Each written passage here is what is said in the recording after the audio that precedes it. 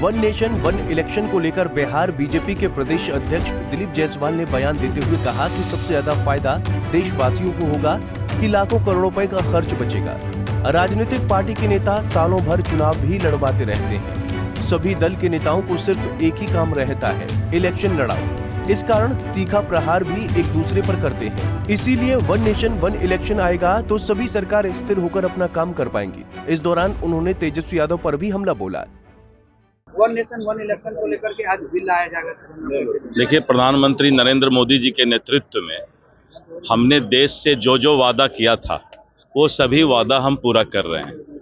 और आपने जैसा देखा कि आर्टिकल 370 भी हटा और भी जो भी हमारा एजेंडा है कि हम देश में कैसे विकसित देश बना सकते हैं।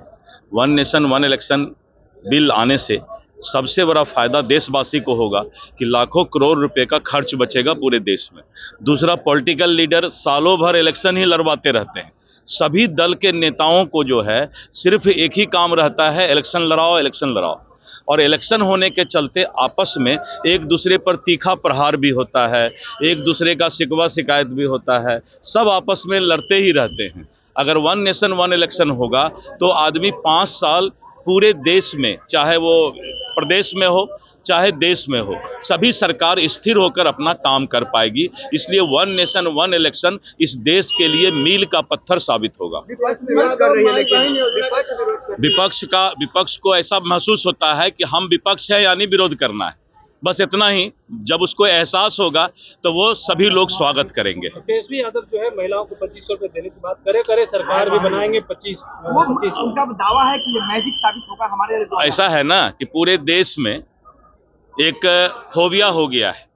आपने देखा कि अलग अलग स्टेट में इसी तरह का फोबिया होता है कि महिलाओं के लिए, इसके लिए कुछ से कुछ बोल करके वोट ले लो, लेकिन महिलाओं को एनडीए सरकार पर ही भरोसा है। वहीं एक राष्ट्र एक चुनाव विधेयक को लेकर विपक्ष की प्रतिक्रिया पर केंद्रीय मंत्री ललन सिंह ने कहा, ये कैसे अलोकतांत्रिक या असंघीय है। इसके पहले भी लोकसभा और विधानसभा के चुनाव एक साथ हो चुके हैं।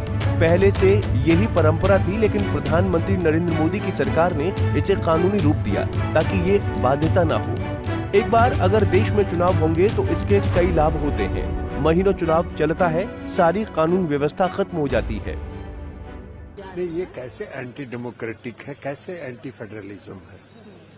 इसके पहले भी 1952 में, 1957 में, 1962 में, 1967 में लोकसभा और विधानसभा का चुनाव एक साथ हो चुका है।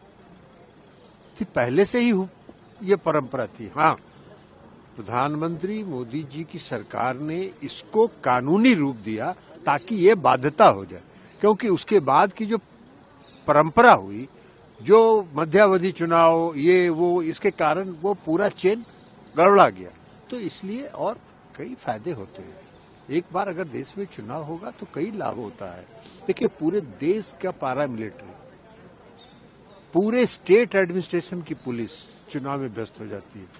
महीनों चुनाव चलता है, सारा लॉ एंड ऑर्डर खत्म हो जाता है। पैसे का व्यय होता है, कितना पैसा खर्च होता है चुनाव में, ये होता है। विकास का काम बाधित हो जाता है। पूरा राज्य का प्रशासन, केंद्र का प्रशासन, इस राज्य के अधिकारी उस राज्य में, उस राज्य के अधिकारी उस राज्य में ऑब्जर्वर बन के जाते हैं।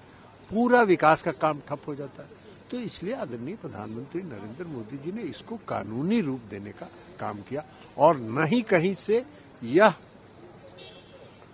संघीय ढांचा जो है इस देश का, उस पर कोई प्रभाव डालता है, और न ही यह संविधान विरोधी है। ललन सिंह ने आगे कहा कि चुनाव में कितना पैसा भी खर्च होता है, विकास पूरी तरह से बाधित हो जाता है। न ही कहीं से ये संघीय ढांचे पर प्रभाव डालता है और न ही ये संविधान विरोधी है। पंजाब केसरी टीवी के लिए पटना से अभिषेक कुमार सिंह की रिपोर्ट।